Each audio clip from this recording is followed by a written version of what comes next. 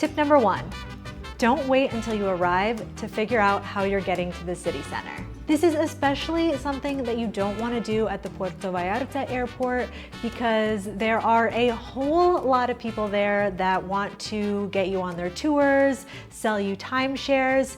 It's just better to get out and get on your way. The most convenient way to get from the Puerto Vallarta airport to your hotel, to your Airbnb, is most likely going to be a taxi. But taxis from the airport are expensive. You are paying for convenience. If you decide that you'd rather use public transportation like a bus, or you want to opt for a rideshare like Uber, or even find a less expensive taxi, then you are going to need to exit the airport terminal and make your way to the pedestrian bridge. I promise this is really easy. It involves taking a left when you exit the airport and just follow the flow of traffic. I guarantee you there are going to be other people from your flight headed that way. Tip number 2. Don't waste precious vacation time sorting out a SIM card. You don't want to be scrambling to try to connect to the airport Wi-Fi or lining up at one of those overpriced kiosks for a tourist SIM. It would be so much better if you just had it all sorted out. And that's why I always tell my family and friends when they come and visit me in Mexico to get an eSIM with Airalo, who also happens to be the sponsor of today's video. I am obsessed with Airalo. I have used it in my travels all over the world, and I love it because you can get it all set up on your phone so it's ready to go when you land in your destination. The Airalo app is free to download, so you can install it on your phone today and have it ready to go for your next trip to Mexico.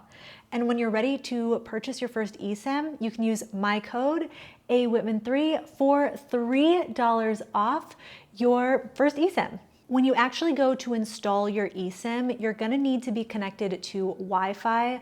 So that's why I recommend that you do this part before your trip when you're still in your home country. The exact installation instructions will depend on your specific device. Even if you're not tech savvy, I'm not either, Airalo sends super easy to follow instructions. Download the Airalo app today and use my code Wittman3 for $3 off your first eSIM purchase. Don't freak out about the time change. The Mexican state of Nayarit is on Mountain Time, which is an hour different from central Mexico. And when you are driving through the mountains, you will see the time change. Driving. And that can freak a lot of tourists out, has them second guessing themselves their whole trip. But just know that Puerto Vallarta, Sayulita, San Pancho, Bucerías, all of those tourist towns on the coast there, they are the same time as central Mexico. And this is actually something that the state of Jalisco, Mexico tourism did to help people not miss their flights at the airport. Don't get caught without cash. Even though these days lots of businesses in Mexico will accept credit cards, cash is definitely still king here, and you want to make sure that you always have some pesos on you. In my experience, the restaurants in Puerto Vallarta are really good at letting patrons know if they are a cash-only establishment, but it's always good to check for signage on the door when you enter, to look on the menu. If you see solo efectivo, it means cash only. And if you're eating at street vendors, which, stay tuned, I'm definitely gonna touch on that later, you are really going to want to have cash to pay for that because, yeah, they're not accepting your credit card at the taco stand. Don't use currency exchanges. I recommend withdrawing pesos from the ATM, getting cash out basically like you would back home. I always travel with my Charles Schwab debit card. I feel like I've said that a million times on this channel, but it's seriously a traveler's best friend. And one of the many benefits, the many perks, is that Charles Schwab reimburses you for ATM fees at the end of every month. Always look for an ATM that's associated with a bank Don't opt for those generic looking ATMs. They just say ATM at the top, and they're usually like on a random street corner or in a weird little store. And then remember, if you remember one thing, always decline the conversion. Accept the transaction, decline the conversion, and it will throw it back to your bank at home, and they're always gonna give you a better rate. Don't pay in dollars.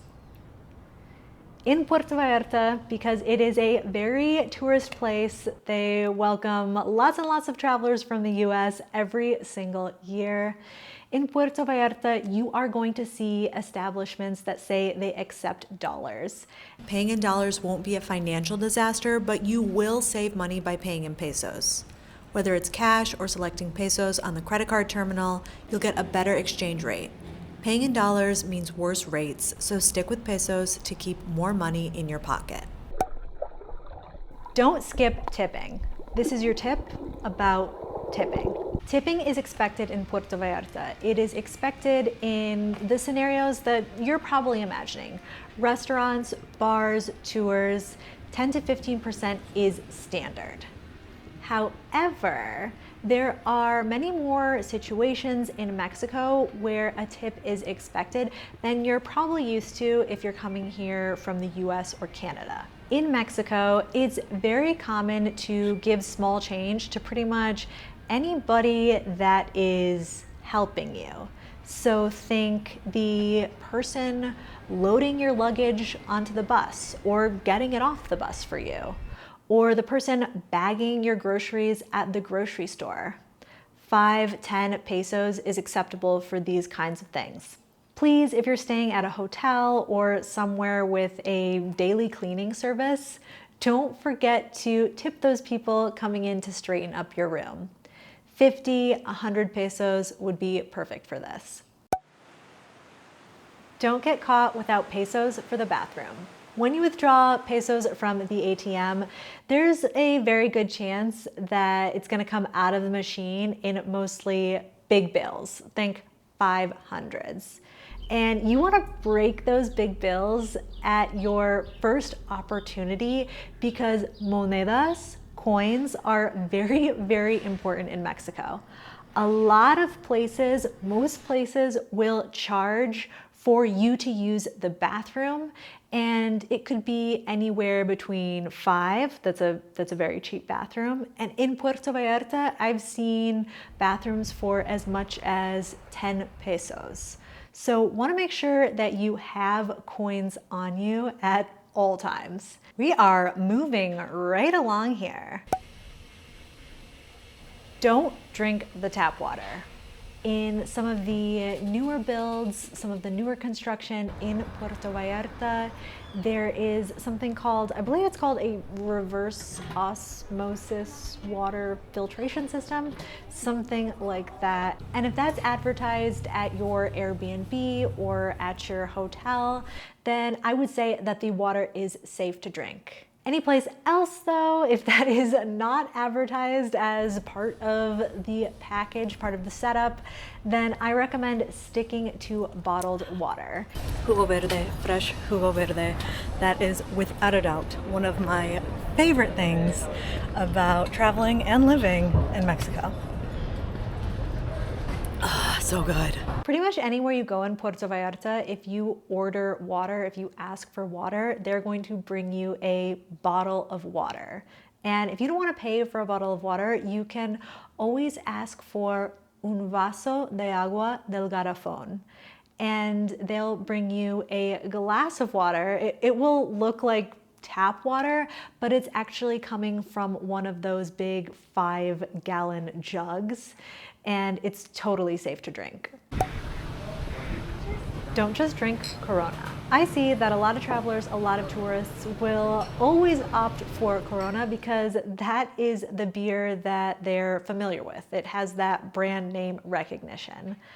But you're in Mexico and there are so many domestic beers to choose from, and in my opinion, Corona isn't even top 3. When I'm at the beach, I love to order Pacifico. That is a awesome light beer, and I will get a rusa, which is prepared, the beer is prepared with lime and salt. Ugh, so good, so refreshing. Other good domestic beers are Victoria, Bohemia, Indio. There's seriously so many, so try them all. If craft beer is more your style, Puerto Vallarta also has a few spots for you to check out.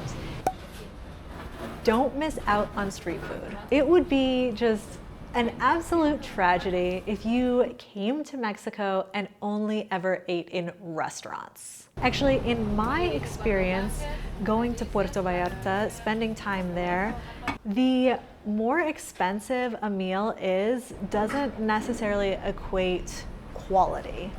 In fact, I've had some pretty disappointing restaurant experiences, places that had amazing reviews, and I was like, take me back to the taco stand. Look for places that have a lot of people. If it is a busy spot, then chances are the food is good.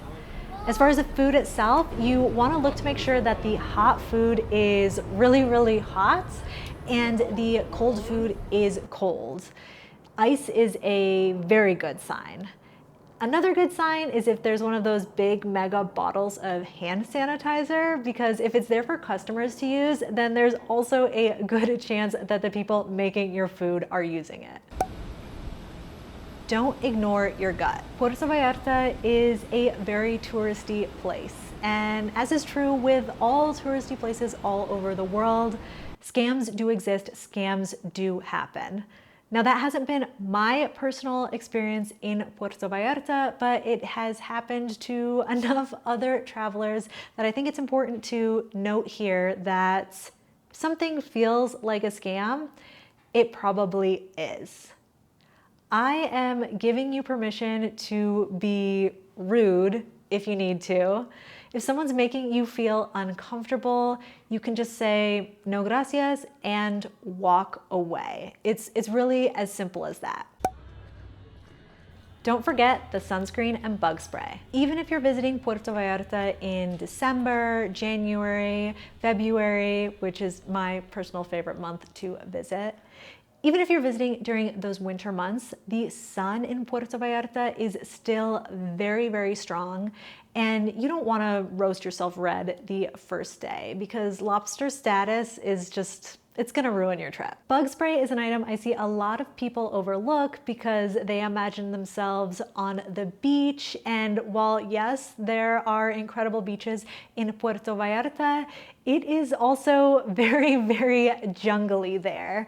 And there are mosquitoes. You can definitely purchase both sunscreen and bug spray from the pharmacies in Puerto Vallarta, but if you do want to pack something, I really love those towelettes that have the bug spray, and you can just keep those in your purse and you don't have to worry about any spillage. Don't be afraid to visit during off-season. I know earlier I said that my favorite time of the year to visit Puerto Vallarta is in February, and while I still stand by that, I'm also a fan of an off-season trip to the beach because you can score some really great accommodation deals, and there are just way fewer people in the city. So you don't have to bother with reservations. It's a lot easier to navigate the sidewalks. I actually visited Puerto Vallarta during rainy season, and you should check out the video that I made about my experience there because I think it might surprise you.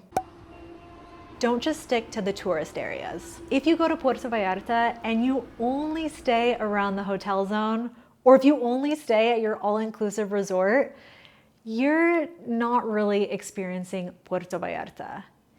If this is your first time in Mexico, this is a great place, a safe place, a super accessible place to kind of get off the beaten path a bit. And I highly recommend checking out Centro, checking out the Zona Romantica. You can go to the neighborhood Cinco de Diciembre for a very local vibe. There are just so many gems in Puerto Vallarta, and it would be a shame if you didn't get to experience them. Don't assume everyone speaks English. Don't get me wrong, Puerto Vallarta is a super popular destination with international travelers. So that means a lot of people in the hospitality industry do speak some English. It's going to be easy to find English tours. But all that being said, I think that this is really an opportunity for you to immerse yourself in the culture, and it doesn't take all that much. Even learning a few simple phrases, greetings, niceties like please and thank you, por favor, gracias, that's gonna go a long way. Don't just stay in Puerto Vallarta. This stretch of coastline is such an incredible part of Mexico with so much to do. There are amazing day trips that you can do in the area, like to Yelapa, to San Pancho, to Sayulita. These are very, very accessible, and you're gonna wanna add them onto your trip, especially if you're staying for more than a few days. I mean it when I say there is something for every type of traveler in Puerto Vallarta and the surrounding area. You've just gotta go out and find it. And to help you get started, there is a whole playlist here on my channel with all of the amazing things to do in this part of Mexico. Puerto Vallarta is an amazing destination, and now that you know what not to do, you're gonna have an awesome time. I'm Alex, your amiga in Mexico. Thanks for watching.